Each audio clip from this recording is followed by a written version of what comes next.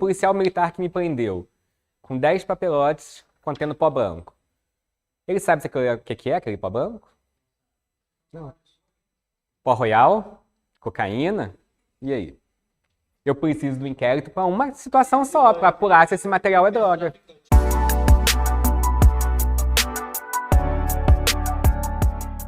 Pessoal, boa noite aí. Vamos lá? Tô vendo que tem boa noite, pessoal de casa também. Tô vendo que tem um monte de gente aí nova, né? Alguns voltando, né? Da turma antiga. Bem-vindos de volta aí. E agora definitivamente, né? Voltou para seu último curso e na próxima aí tá aprovado. Pessoal, para quem tá novo aqui, quem não me conhece, meu nome é Rodrigo Rocha. Sou professor há bastante tempo, já dei aula aqui em outros cursos da casa, no último concurso da Civil, em alguns outros concursos. Sou professor da faculdade, da Estácio, da Emerge no Rio. Eu sou juiz do Tribunal de Justiça aqui do Estado do Rio desde 2008, atuo na área criminal também e tenho uma experiência legal em concurso público. Tem vários ex-alunos aprovados e o nosso objetivo aqui é ajudar vocês. Quem entrou agora na turma, não se sinta acanhado de fazer pergunta, questionamento sobre assuntos que já passaram, que já voltaram. Quem está comigo há algum tempo sabe que a gente dá volta na matéria, vai no final, volta se precisar. Por quê? O importante é aproveitar esse momento para tirar dúvida. Porque se for só para ler a matéria, vocês já irem sozinhos em casa. A gente tem que estar aqui juntos para tirar as dúvidas, porque o que a gente debate, o que a gente discute, vocês acabam nunca mais esquecendo. E é isso que pode fazer a diferença na hora da prova. Tá? Então não fiquem com vergonha, não se sintam acanhados. Podem me perguntar pelo WhatsApp, tem meu telefone no grupo. O máximo que pode acontecer é eu demorar um pouquinho para responder. Tá? Processo penal é uma matéria que não estava nos editais anteriores, é a primeira vez. Por analisar a banca, a gente tem uma ideia boa de como vai vir. E o meu objetivo aqui é tentar fazer vocês entenderem o máximo possível para que consigam acertar essas questões da prova. Meu objetivo não é tornar vocês especialistas em processo penal. Numa faculdade de Direito, são 2 anos estudando só essa matéria. Né? É impossível a gente fazer isso aqui e não é o objetivo da prova também. É saber o básico, ter ideia dos conceitos e, principalmente, o que significam palavras. Tem muitas palavras que vocês nunca ouviram falar e que, se cair na prova e vocês nunca ouviram, vocês vão errar naturalmente. Então, eu tenho vários termos que eu vou repetir muitas vezes, que são termos típicos do direito. E quem pegar o material das aulas passadas, daqui para frente, com as questões que a gente vai fazendo, tem questões que são fáceis, mas que o candidato, por não conhecer uma palavra específica, acaba errando. Então, por isso que a gente vai martelar bastante aqui em algumas palavras, vamos repetir alguns termos para ficarem bem centrados na cabeça de vocês. Eu fiquei feliz porque saiu o edital, todo mundo ficou, né, obviamente, e saiu o conteúdo programático, então vai dar para eu enxugar um pouquinho a matéria. Tem uns conteúdos que eu tinha incluído no programa que realmente estão fora. E a gente vai ter um tempo maior para aprofundar o que vai cair. Não se atentem muito para a forma como o edital veio montado. Por quê? Porque algumas matérias eles acabaram abrindo os tópicos, igual administrativo. E outras eles botaram noções de direito processual penal. Acaba que na prática é o mesmo volume de matéria, porque noções englobam os princípios que na parte de administrativas eles especificaram um a um. Mas por isso que a gente vai ver no programa aqui a quantidade de aulas que vocês vão ter. Vai ser suficiente para a gente ver tudo? Sim. Não vou dizer que é 100%, mas 99% de chance de que todas as questões que caiam na prova nas minhas disciplinas vocês vão ter visto aqui. Isso aconteceu no último cursinho que eu fiz aqui também de processo penal, de penal e processo penal para a prova da Civil, porque a matéria não tem como esgotar, fugir muito do que a gente vai falar aqui. Tá bem? Quem começou a estudar agora, não sei se tem alguém que começou a estudar agora, fique à vontade também para perguntar o básico do básico se tiver alguma dúvida. Algum caso que ouviu falar, foi fazer uma questão em casa, traz para a gente que a gente debate aqui. Tá bem? A gente está aqui estudando inquérito policial. Nós começamos o estudo do inquérito policial. Como muitos alunos começaram hoje, estão voltando, eu vou fazer aqui no quadro rapidinho um esquema que a gente já fez umas 2 aulas passadas para vocês entenderem como é que funciona o processo penal. Isso vai ajudar vocês a responderem com mais atenção e mais cuidado na hora da prova. Vamos pensar num crime, numa conduta criminosa. Qualquer crime, aqui na frente do curso, Tício atirou em Mévio. Alguém aqui acha que isso é uma conduta permitida, atirar em alguém? Sem ser um policial numa operação, alguma coisa? Não. É uma conduta que é prevista no Código Penal, artigo 121, como crime. De lá o artigo 121, o conceitual crime de homicídio, que matar é crime. Então, aconteceu um crime aqui na rua, concordam? Quando acontece um crime, acontece alguma coisa com essa pessoa que foi que praticou esse crime, que causou essa morte de alguém? Vocês acham que o direito se preocupa com isso, o Estado, essa pessoa tem que receber alguma coisa do governo, do Estado, ou ela está livre para viver a vida toda dela? Se ela cometer um crime, qual é a consequência que ela vai sofrer? Ser julgada? Tá, ela vai ser julgada, ótimo. E quando ela é julgada, o que vai se discutir? Ela pode ser julgada em que sentido? Ela pode ser, e aí, tudo bem? Ela pode ser absolvida ou condenada, concordam? Todo mundo aqui sabe o que é ser absolvido e ser condenado? Ser absolvido é ser inocentado. O juiz, quando julgou, entendeu que essa pessoa não praticou um crime. Ser condenado é entender que ela deve responder por esse fato e ela vai receber o quê? Uma pena. Concordam? Pode ser uma pena de prisão, de cadeia, de multa, vai depender do crime. O crime de homicídio tem pena de reclusão, que é de cadeia. Pena mínima de 6 anos. E aí eu pergunto, desse caminho aqui, do crime, até o julgamento, é uma coisa automática? Eu atirei alguém aqui, eu vou receber minha pena amanhã, vai cair do céu minha pena? Não. Eu tenho um caminho a percorrer até aqui. Né? Vai ter o inquérito e vai ter a ação penal. Aqui, eu vou ter uma primeira fase. Posso dizer que é uma primeira fase. O que vai fazer nessa primeira fase? O que vai acontecer aqui?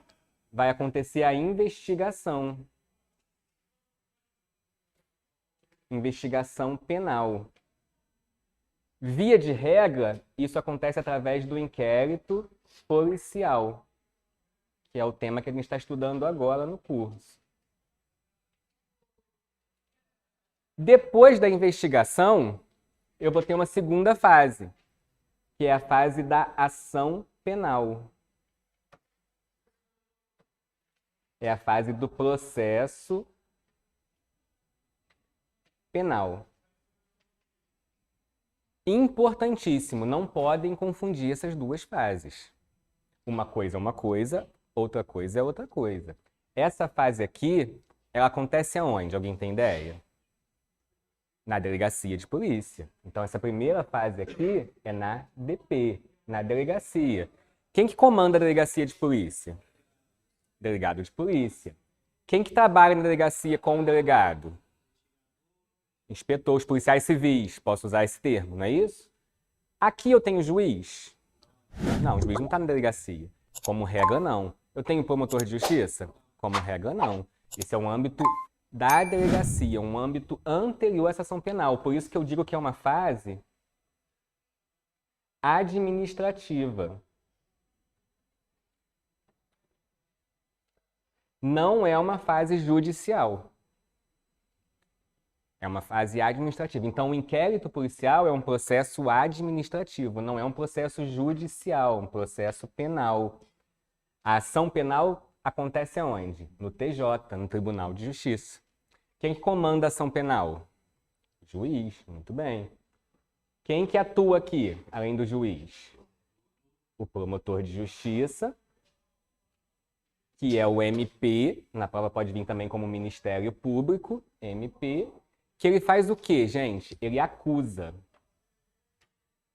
Então, o promotor de justiça vai acusar essa pessoa aqui de ter cometido um crime de homicídio, de ter matado alguém. Quem defende essa pessoa? Defensor, que pode ser também um advogado ou um defensor público. Não reparem a letra não, tá? O defensor público, um advogado, vai fazer a defesa. E quem vai julgar? O juiz. Dito isso, eu posso dizer o quê? O inquérito policial é bem diferente da fase do processo penal, concordam? Aqui, eu tenho tudo concentrado no delegado. Ele faz tudo. Aqui eu não tenho defesa. Por que eu não tenho defesa nessa fase, gente, no inquérito?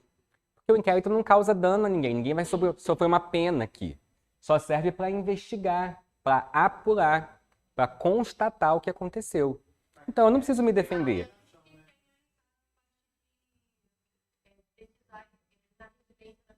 Isso, eu vou entrar aí nas exceções. Daqui a pouquinho a gente chega lá. Bem-vinda de volta.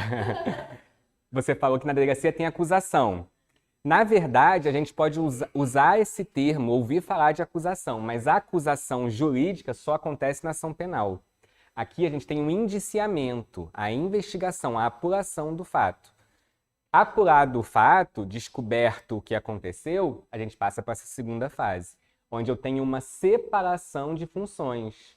O promotor só acusa, o defensor só defende e o juiz só julga. Então o juiz não pode atuar como promotor nem como defensor. Cada um tem uma função. Na fase inquisitorial do inquérito, tudo se concentra na mão do delegado. São fases bem diferentes e bem distintas. Para a prova, você tem que saber, antes de responder a questão, tem que prestar muita atenção nesse detalhe, sobre qual fase que o examinador está falando, sobre qual dessas fases aqui que a questão tem relação. Primeira coisa, peraí, deixa eu pensar. Se eu estou na fase da investigação ou se eu estou na fase da ação penal, porque isso vai me direcionar para a resposta certa, porque são fases bem diferentes. Se você já entrar na questão não sabendo fazer essa diferenciação, você vai errar. Porque você vai responder talvez um detalhe de ação penal no inquérito ou do inquérito na ação penal e não pode confundir. São fases bem distintas. Aqui não tem julgamento, só tem investigação, só tem apuração, só tem delegado apurando o que aconteceu. Aqui eu tenho juiz, promotor e defensor. O delegado não participa mais. O trabalho dele acabou aqui nessa divisão. E o que eu quero achar na investigação? Para que serve essa investigação? Levantar dados. Muito bem. Que dados são esses? São duas coisas que eu preciso apurar. Autoria, muito bem. Autoria. E materialidade, muito bem. Autoria é o quê, gente? Quem? Então eu quero responder essa pergunta no inquérito. Quem?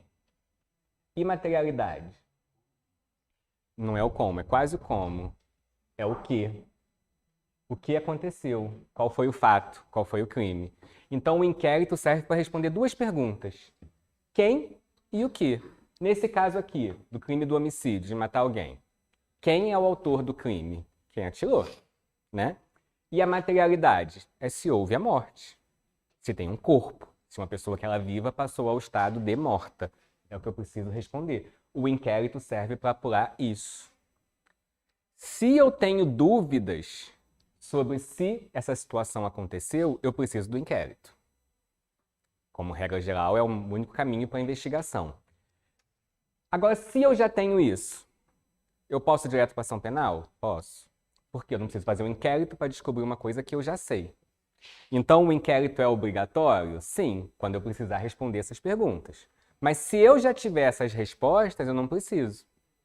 Por exemplo, uma pessoa que foi vítima de violência doméstica, João e Maria. Maria levou 3 facadas de João. João se arrependeu e foi com ela ao hospital. Do hospital, ela não aceitou, foi à delegacia e registrou o fato narrado, que o seu marido, João, lhe deu 3 facadas. Mas João foi atrás dela pedindo perdão e confessou tudo na delegacia. E ainda levou o Pedro, o vizinho, que viu tudo. Pois já tem tudo, concordo? Já tem ela fez o exame no hospital, corpo de delito, no IML e tudo, então já tem tudo. Então já posso vir direto para a fase da ação penal. O delegado até vai registrar tudo, mas ele vai precisar fazer uma apuração se já tiver tudo em mãos. Tá? Agora, se eu tiver a mínima dúvida sobre o que aconteceu, tem que ir para a investigação penal, para apurar isso, que é comandada pelo delegado. Não tem nenhuma materialidade perdida. A pessoa vai lá e confessa. Mesmo assim, boa pergunta, mesmo assim eu vou precisar do inquérito policial. Por quê? Não se esqueçam disso, nunca. A confissão por si só não justifica a condenação de uma pessoa no Brasil, mesmo estando no estado de flagrância. Por quê, gente? Porque quando a pessoa confessa um fato, lá na Idade Média, antigamente, valia como prova absoluta. Hoje, no sistema brasileiro, depois da Constituição que a gente tem, que é a lei maior que a gente tem, a confissão por si só ela não tem valor de prova. Eu tenho que ter outra prova, pelo menos uma a mais. Porque essa pessoa pode estar confessando para proteger alguém, porque foi coagida. Então, a lei exige que a confissão seja acompanhada de alguma outra prova que dê força a essa confissão, que confirme essa confissão. E isso cai em prova, às vezes, perguntando, a pessoa confessou, não precisa de mais nada. Não. No Brasil é exatamente o contrário. O flagrante não basta e a confissão não basta. Quem que apura o flagrante como regra? Uma pessoa que viu. Normalmente um policial. Que garantia a gente tem que esse policial realmente viu aquilo? Não tem? Boa noite, boa noite. Tudo bem? Bem-vindo. Que garantia eu vou ter de que esse policial não é um policial que viu errado, que foi influenciado por alguma situação, que tem um interesse naquela situação? O policial é uma testemunha como qualquer outra. Então eu preciso de algum elemento. Agora, se a pessoa confessou ao policial e um outro policial viu a confissão e viu a pessoa entregando a droga, opa, eu tenho um monte de elemento. Então a confissão vai ajudar no julgamento dessa pessoa. Mas sozinha não tem como. Tem que ter um inquérito para ver se acha uma testemunha, se acha alguma coisa. Entendeu? Via de regra, o flagrante vai ter um inquérito. Quer ver um caso que a gente vai ter que ter inquérito que a gente pode pensar que não tem? Já vou te dar a palavra. Aqui na frente, viatura passando, 2 PM no carro, viram uma pessoa entregando um envelope para outra e pegando R$50. Suspeita a conduta? Né? No escuro, embaixo do ponto de ônibus. 11h30 da noite. Bem suspeita. Parou, abordou a pessoa. Encontrou no bolso dessa pessoa que estava passando o material, boa noite, tudo bem? 10 papelotes com pó branco. E aí falou, pô, tu é traficante, cara? Tá fazendo o que aqui? Ah, eu vendi mesmo. Tava precisando sustentar meu filho em casa, vendi droga mesmo. O que a polícia faz? Conduz pra delegacia. Não confessou o policial? Chega na delegacia e confessa também que estava vendendo. Tô arrependido, vendi mesmo. E tem a outra pessoa que confirma que comprou. Então vamos lá, eu tenho a confissão, tenho o policial que viu vendendo, tenho a pessoa que comprou confirmando que comprou, porque é usuário. Tenho um flagrante, concordam? Não, flagrante eu tenho. Eu vi cometendo um crime. O flagrante é quando vê. Preciso do inquérito nesse caso? Preciso, sabe por quê? O inquérito serve para quê, gente? Responder quem eu já tenho. Mas e o que é materialidade? Eu já sei o policial militar que me prendeu com 10 papelotes contendo pó branco. Ele sabe o que é aquele pó branco? Não. Pó royal? Cocaína? E aí? Eu preciso do inquérito para uma situação só, para apurar se esse material é droga. Se eu estiver traficando uma falsa droga. Já peguei vários casos assim. Vários casos. Aí vai fazer a perícia nesse material, na fase da investigação, para saber o que ele estava vendendo. E eu já peguei até casos que ela pode mármore puro, e a pessoa comprando e cheirando aquilo. Aí é solto, não tem crime nenhum. Não tem crime. Olha, uma coisa que eu vou falar para quem é novo aqui na turma, para não esquecer. Na hora da prova, muito cuidado com o que a gente acha certo. Porque isso induz a gente a errar. Entendeu? A gente tem que ser técnico na prova. Não existe crime. O crime de drogas, de tráfico de drogas, é um crime material. Vocês vão ver isso em direito penal. Só existe se houver droga. É igual porte de arma. Só existe crime de porte de arma de fogo irregular se a arma funcionar. Se a arma tiver capacidade lesiva. Se eu tenho uma arma há 30 anos que eu uso na rua, cometi até uns assaltos com ela. Já, boa noite, bem-vindo. Aí, num certo dia, eu tô passando aqui na rua, o policial vê o volume e me aborda. E eu tenho um 38 aqui. Só que esse 38 eu não uso ele há 25 anos. Era do meu avô, passou pro meu pai. Opa, vou preso em flagrante? Vou. Vou ser levado para a delegacia? Vou. A arma tem que ir para a perícia. Essa arma não tem a mínima capacidade lesiva, ela não funciona mais. E as munições estão estragadas. Não tem crime. Nenhum crime. Não, se ela tem capacidade lesiva, tem crime. Se ela tem. Mesmo sem munição. Portar arma é crime, mas mas olha a técnica. Para ser arma, ela tem que funcionar. Senão ela deixou de ser arma, passou a ser um objeto. Igual uma caneta. Entendeu? Olha como a gente tem que tomar cuidado na hora de responder a questão, para não deixar a gente ser levado pelo erro. Vamos lá. Seria um crime possível? Esse crime da pessoa que vendeu um pó branco que não configura nenhum tipo de substância ilícita é crime. E acontece, por incrível que pareça, acontece. Por incrível que pareça. Eu já peguei caso que tinha até uma quantidade ínfima de droga, tipo 0,02% em 80% e 99% de outras substâncias. Não é tráfico, não tem droga ali. Aquela quantidade que tem é ínfima, entendeu? É ínfima. Boa noite. Você ia falar?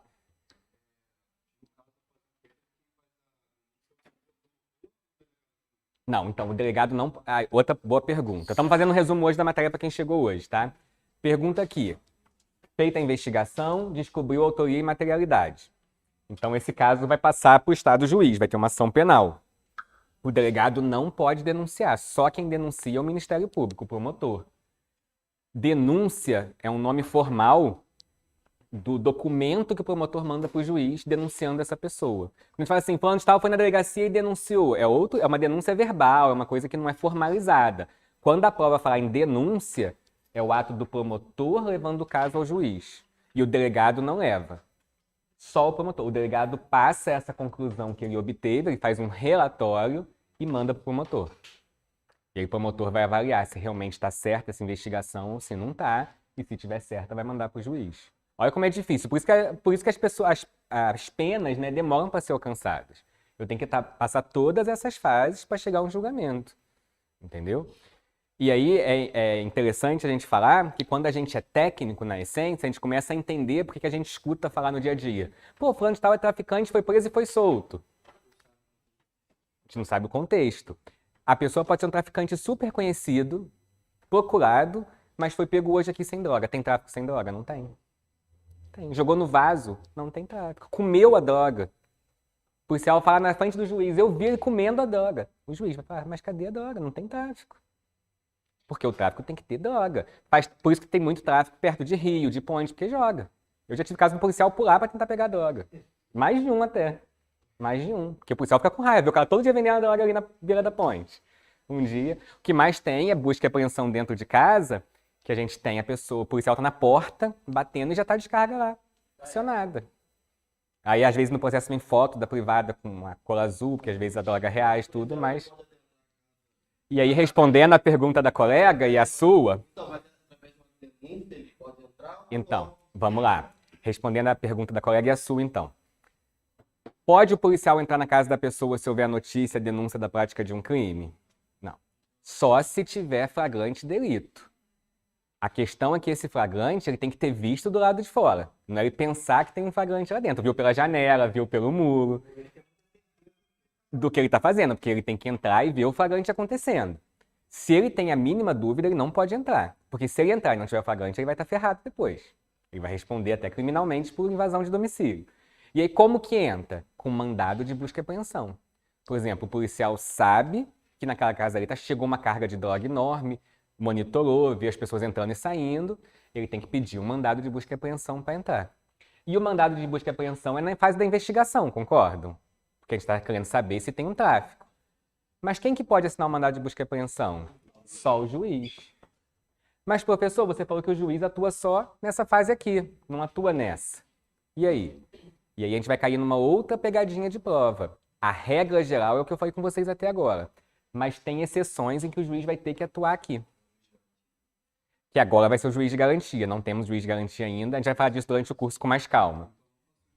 Ainda tá marcada a data para o julgamento. Pode ser que seja julgado antes da prova de vocês. Final de junho. Não, hoje é o mesmo juiz que julga que atua. Quando tiver o juiz de garantia, vai ser um juiz para atuar aqui e eu para ficar aqui, para ficar bem separado. E na prova de vocês, eu não sei como vai estar, a gente vai acompanhando durante o curso aqui. Eu vou explicar as duas situações para vocês com mais calma depois. Hoje é o mesmo juiz daqui que atua aqui. Então, excepcionalmente, como exceção, esse juiz aqui vai atuar nessa primeira fase. Quando que o juiz, então, vai atuar na investigação? Gente, quando houver algum ato de investigação que só pode ser realizado com ordem do juiz. O promotor não pode, nem o delegado não pode. Um deles é mandado de busca e apreensão. Quais são os outros, para vocês nunca mais esquecerem? E é só você pensar, são os atos mais graves, que atingem a intimidade da pessoa, que atingem a segurança individual, a propriedade privada, viola algum direito. Temos a busca e apreensão domiciliar, interceptação telefônica, que é ouvir conversa das pessoas, ou ler mensagem e tudo mais, só com ordem do juiz. Também quebra de sigilo bancário, ver a movimentação financeira da pessoa. Aí o delegado pede ao promotor, que pede ao juiz, e defere ou não isso. Pode o delegado pedir direto ao juiz também? Pode. Então, mandado de busca e apreensão para entrar na residência, interceptação telefônica e quebra de sigilo bancário e fiscal daquela pessoa. Tem que passar pelo juiz.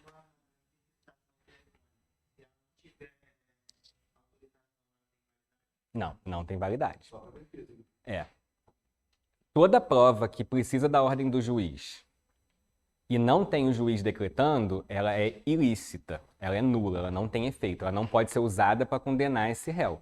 Então, se eu sei de um vizinho meu que é extorquido por uma pessoa porque pegou fotos dele ou dela praticando atos sexuais pelo WhatsApp passando, chantageei, descobri que estou chantageando, um crime de extorsão, alguma coisa do tipo. Eu posso grampear o telefone dessa pessoa e ouvir, não vai ter valor nenhum. Agora, essa vítima se grampeou, ela tem como usar isso para se proteger. Mas para acusar o outro por outro receber uma pena, não. Tem que ter outras provas. Conseguiram ver a diferença? Para condenar uma pessoa com base numa dessas provas, tem que ter passado pelo juiz. Para a defesa, não. A defesa pode tudo. A defesa pode tudo no Brasil. A acusação tem que respeitar estritamente o que está na lei. Tá? Você ia perguntar alguma coisa, não ia? Ah, aí perguntou. Perfeito. Show. E aí a gente vai ter, então, o juiz atuando na fase da investigação quando tiver um termo jurídico que costuma vir em prova, que é reserva de jurisdição. Escreve assim, ó. Reserva de jurisdição. Quando falar isso na prova, você tem que lembrar que é o quê? São atos reservados ao juiz. Reserva de jurisdição. Só o juiz pode analisar. Mas, professor, toda busca e apreensão que a gente escuta falar passou pelo juiz? Passou. O juiz criminal faz isso todo santo dia. Porque sem o juiz fazendo isso, a investigação não anda. Porque quase toda apreensão de tráfico tem que entrar na casa da pessoa. É muito comum. Todas tem que ter. Se não tiver, a polícia entrar e abuso de autoridade e invasão de domicílio. Tá? Salvo se o policial perceber, presenciar um crime acontecendo. Viu pela janela que tem um homem esfaqueando a mulher, alguma coisa, ele pode ir. Se ele só ouviu, eu não entraria se fosse policial. Uma gritaria eu não entraria, porque a chance de ser um casal fingindo ou fazendo alguma outra coisa vai ser muito grande e eu vou me ferrar depois. Na prova tá errado. Na prova vai ter que estar escrito que ele viu o crime acontecendo. Se a pessoa tá passando mal e entrou, a princípio não acredito que ele vai responder, mas se essa pessoa é esquizofrênica, retardada, depois processa policial que entrou na casa dela. Vai ter um trabalho para provar que a pessoa tava passando mal, entendeu? Atrás, depois eu volto para você.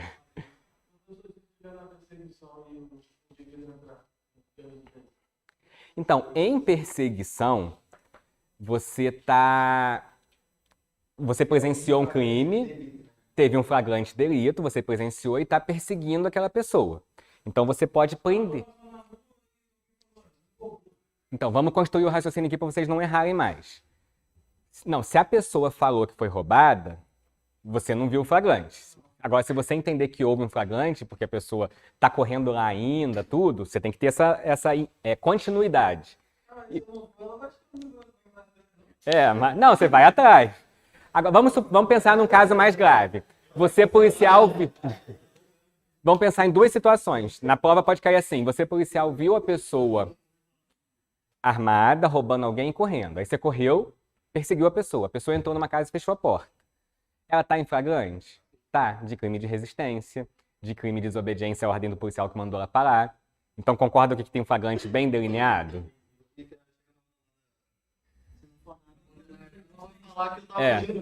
Crime de resistência. Mas se o policial deu a ordem da pessoa parar e ela não parou, ele está desobedecendo a ordem de autoridade. Artigo 330 do Código Penal, está em flagrante delito da prática de um crime. Entendeu? Aí sim. Agora, se tem dúvida sobre esse flagrante, não dá para entrar. Se você pegar lá do lado de fora, sim. Entendeu? Agora, eu dei exemplo de ter visto um flagrante acontecendo. Agora, se você, policial, viu a pessoa entrando em casa, porque vendeu uma droga e entrou, só com dado suspeita. E aí, outra coisa para a prova de vocês. Muito bem você ter falado isso aqui, já te devolvo a palavra.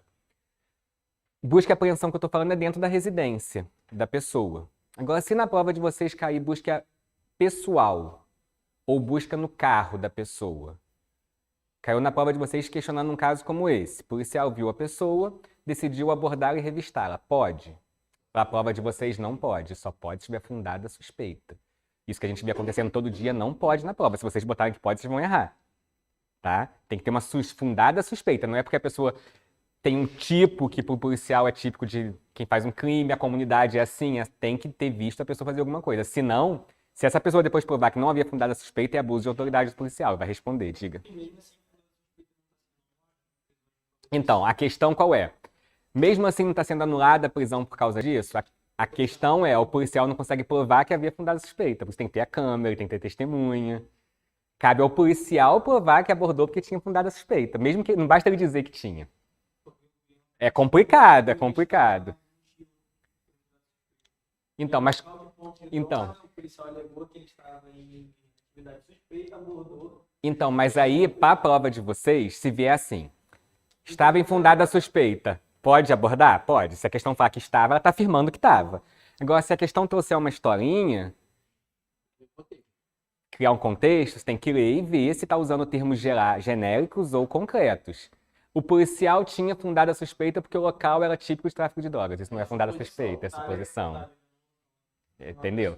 Ou porque a pessoa estava em um grupo de 3 jovens na ponte ali da Rua Baronesa, 10h30 da noite. Não é, eu não sou um ser livre, eu não posso ir ali com meus amigos bater papo na ponte.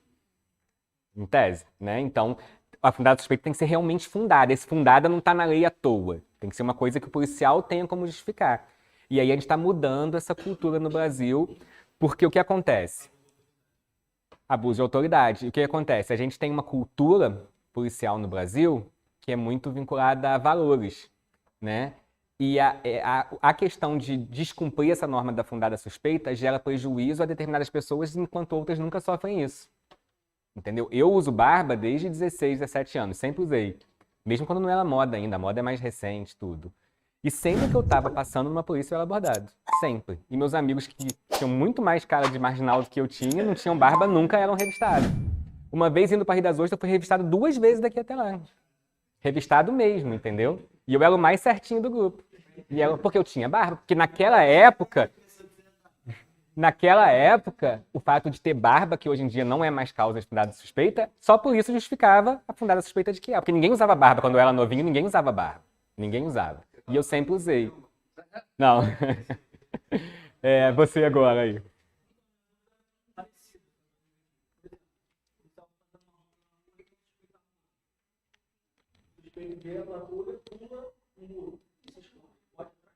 Então, ele viu a pessoa armada. Então, tecnicamente, a pessoa está em flagrante. Tecnicamente, para a prova, basta para responder certo. Agora, no dia a dia, ele vai ter que provar que a pessoa estava com essa arma. Entendeu? Então, mas isso que eu quero que vocês pensem comigo. Eu quero que vocês pensem assim, uma coisa é a vida aqui fora, outra coisa é para a prova. Se a questão afirmar que o policial viu e que a pessoa estava armada, ele pode entrar? Pode. Tem que tomar cuidado com a forma como está. Mesmo sendo da resistência. Mesmo sendo. Mesmo sendo. Porque aí a questão é o objetivo, é o fato em si. Entendeu? Ele está fazendo cessar um flagrante. E aí lembre-se, gente, o policial ele tem dever de atuar quando tem um flagrante acontecendo, não é escolha dele, não. Inclusive de folga. O civil, ele tem faculdade. Ele pode... Qualquer um do povo pode prender alguém em flagrante? Pode. Se a pessoa tiver coragem para isso, pode. Tá no código de disposição, coragem.